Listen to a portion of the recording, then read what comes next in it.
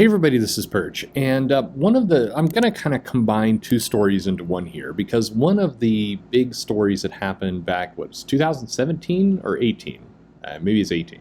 Anyway, may remember this as CB Cebulski was brought in to take over from Axel Alonso. There was a lot of what I've heard consistently, and I was reminded about this recently because I recently talked with Wes on Thinking Critical about Axel Alonso and kind of his time, and a lot of blame got laid on Axel Alonso's feet for new versions of characters and then basically changing a lot of the legacy characters for new characters. But that doesn't really fit with kind of Alonso's personality and what he was doing at the time. And so a lot of that criticism seemed at least unfounded or not completely accurate. And when Cebulski first came in, there was a lot of I remember on social media at the time, a lot of people were saying, oh, Cebulski, he loves comics. He's going to bring things back to the way they should be, the way they were. He's not into all this diverse stuff or whatever it happened to be. And of course, as it would play out over the next couple months, Cebulski did this weird kind of trick where he took credit for a bunch of titles that were already planned to be canceled. Like America Chavez and Mariko Tamaki Hulk book and other things, all titles that, as I've shown you in numbers, weren't selling well. The numbers were dismal for these titles. And yet Cebulski was able to kind of come in and it was as if he cleaned house and was going back to the basics with Marvel. But of course, that wasn't what actually happened. But regardless, the other parts of that story people don't necessarily got to realize at the time is that Cebulski was fighting Alonso a lot. There was a lot of behind the scenes kind of warring that was going on, and Cebulski wound up basically winning in that battle. Part of what I think confused people is that very shortly after Cebulski got the job, there was this drama that played out saying, hey, CB Cebulski had a pen name, this Akira Yoshida, where he was pretending to be a Japanese writer in order to write stories that were, in theory, based in Japan. It was kind of a weird thing at the time, and what was most strange about it was how many people at Marvel kind of all took one step backward and didn't acknowledge the fact that using pen names and doing this kind of stuff was very, very common. If you go and you look at a lot of comics in the 80s in particular, you'll see a lot of editors and assistant editors sometimes changing their names to reflect, if a storyline was in Japan or in Mexico or all. I mean, this was pretty common practice. And I can only imagine Cebulski was kind of taken by surprise when this whole drama came up, which was definitely brought up in an attempt to, cut him off at the knees. The only part of that story that is worth remembering is Cebulski was very much involved in cutting Alonso off at the knees. So, I mean, it's not like we had a white hat here. It was just mobbed by a bunch of crazy people. But that's maybe a story for another time. But if you're sitting here at sometimes going, oh, it was a shame how Cebulski got ambushed. It's like, well, maybe not. Maybe not as much of a shame as you think. And anyway, but the other part of that story is, what is the deal with editorial kind of playing these kind of games with writers and other things? And this ties into another story, a little bit of comic book kind of lore from way, way back in the 1940s, where at one point there's a company, Fawcett. They, of course, had Captain Marvel and a lot of titles you probably remember. And the head editor at the time was this guy, Bill Parker, who had helped create Captain Marvel. And when the war heated up, Parker, along with many people in comics actually at the time, went off to join the Army. One of those other little side things is back during World War II and that time period, a lot of comic creators had military service and left comics to go into military service. There was quite a few. And it's just an interesting contrast to kind of maybe how we think about that stuff today. So just interesting. So to replace him, Fawcett put in this writer, Francis Edward Heron, who also is credited as France Heron. And Heron was a good writer and had a good mind for the business. So it was a logical conclusion to promote him to editor. And he had a lot of what I would call forward thinking, as there's been different articles about this. Michael Browning has a blog where he talks a little bit about this. But basically, he had a good marketing head on his shoulders.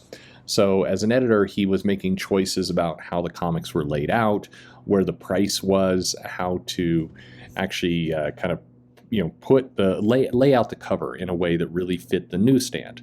From the title to kind of some restrictions in place around what kind of things would be on the cover and how it would be laid out. So he was an interesting guy. And he was largely, I would say, successful. His time at Fawcett was considered a good time for growing the business and getting good talent on board and doing some pretty unique things that definitely helped comics. But then, rather unexpectedly, he was fired. And again, I'm drawing some parallels to the whole Axel Alonso, C.B. Cebulski situation, but he was fired kind of out of nowhere, and it took a lot of people by surprise because he was, as I mentioned, considered a success. He took over the business, he grew it, he did some pretty new things that people liked.